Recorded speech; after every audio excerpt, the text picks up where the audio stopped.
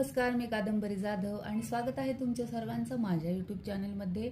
आपण आता 26वा श्लोक पाहिला व त्याचं स्पष्टीकरणही पाहिलं. त्याच्यावरून काय लाईफ लेसन मिळतो ते या व्हिडिओमध्ये बघू. तर सुरू करूयात. याच्यावरून काय लाईफ लेसन मिळाला तर जीवनात खरी कसोटी भावनांची असते. बाह्य संकटे किंवा शत्रू यांना हरवणे सोपे असते, पण जेव्हा आपल्या नातलगांविरुद्ध निर्णय घ्यावा लागतो तेव्हा हृदयाला सर्वाधिक वेदना होतात. अर्जुनाला नात्यांच्या मायेने युद्ध करणे कठीण वाटले.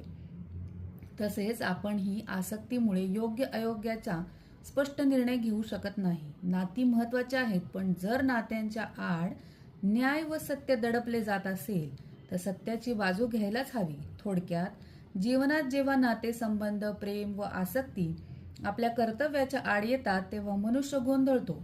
खरी साधना म्हणजे या भावनिक वादळात स्थिर राहून न्याय, सत्य आणि कर्तव्य यांचा मार्ग निवडणे होय.